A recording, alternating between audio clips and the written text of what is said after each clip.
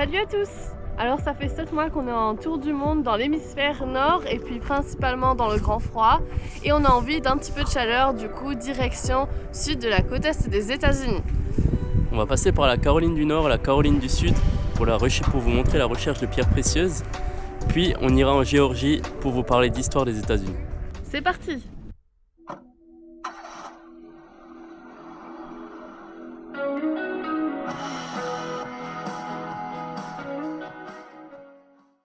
Avant de reprendre la route avec Woody, nous prenons enfin le temps de tout ranger et réorganiser pour pouvoir profiter tranquillement de la suite de notre voyage. Avec les 55 heures de route en 5 jours pour atteindre la Virginie à l'heure pour Noël, c'était la course et on n'avait rien rangé depuis la récupération de Woody. Dernier au revoir à la famille et c'est parti! Nous prenons la route vers les Carolines du Nord et la Caroline du Sud où nous avons prévu de nous consacrer à l'une de mes passions, la recherche de pierres précieuses. Ce sera la deuxième fois depuis notre début de tour du monde. Vous vous rappelez de la recherche d'améthyste en Laponie finlandaise? Nous avons environ 400 km à faire pour arriver à la première mine. Sur notre chemin, encore une tempête, avec cette fois une alerte ouragan. Nous sommes obligés de nous arrêter. On ne voit rien et un policier nous demande d'aller à l'abri. Alors nous nous cachons dans une zone que nous pensons sûre, sans arbres, poteaux électriques et à côté d'une église. En tant que Français, c'est la première fois qu'on vit ça. Une tornade. Mais c'est aussi surprenant lorsque tout s'arrête, d'un coup.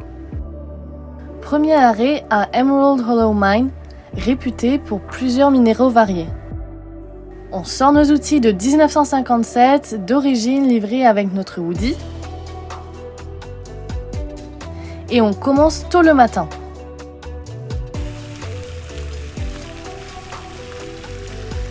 Dans cette mine, il y a 2 techniques.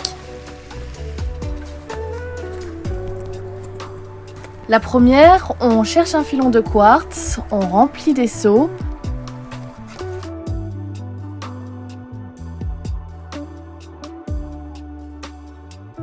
Puis on va laver et trier les pierres petit à petit.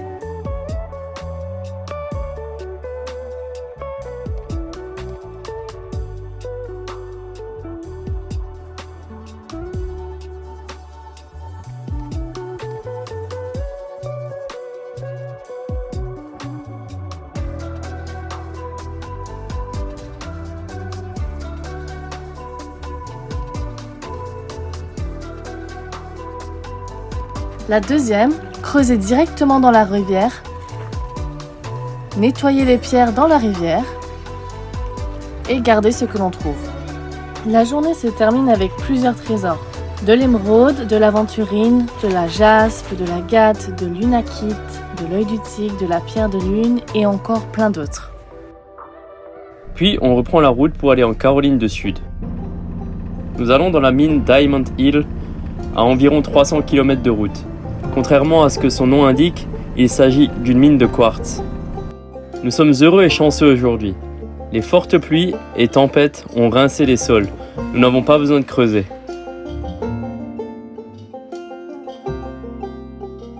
Et oui, grâce à la météo, cette fois il faut se promener et ouvrir les yeux. Dans cette mine, une entreprise vient creuser régulièrement à grosse machinerie pour trouver des pierres. Mais lorsque celle-ci n'est pas là, elle nous permet de simplement glaner pour faire des trouvailles.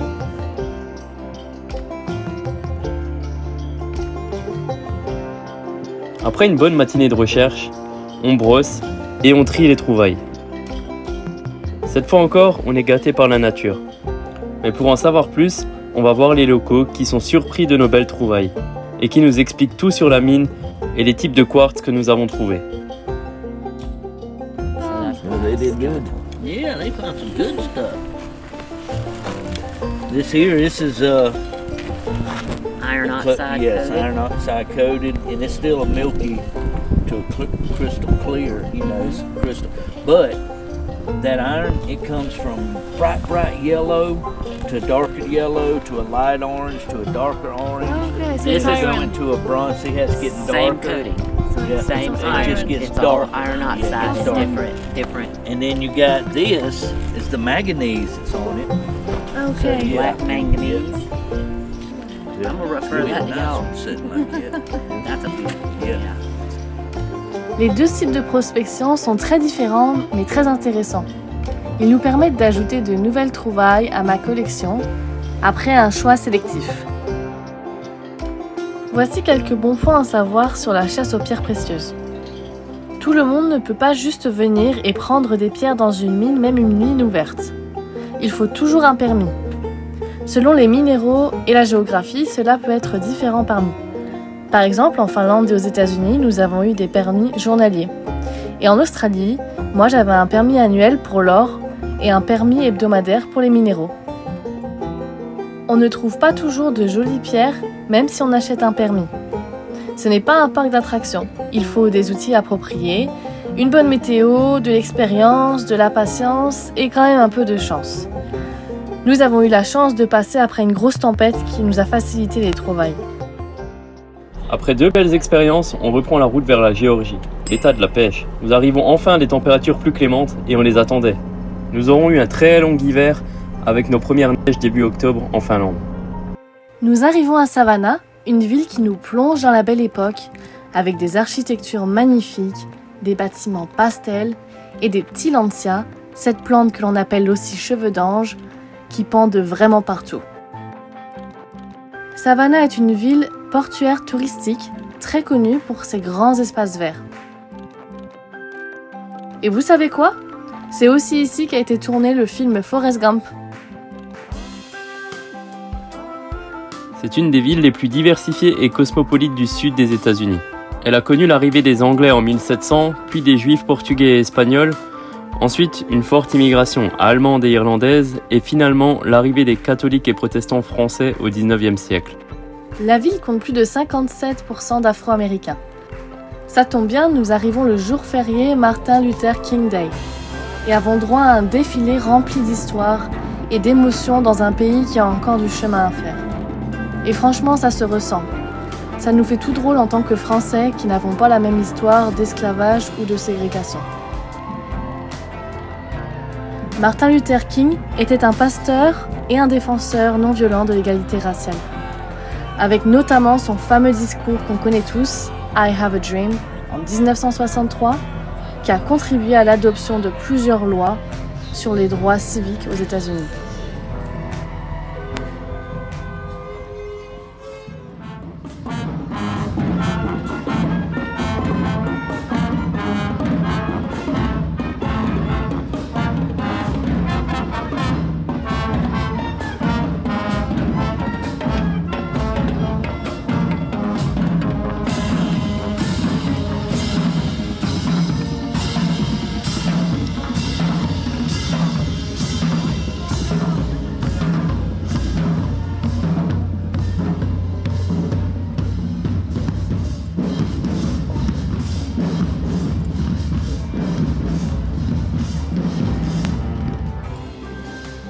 À Savannah, on trouve aussi un autre morceau d'histoire, un musée de la Prohibition.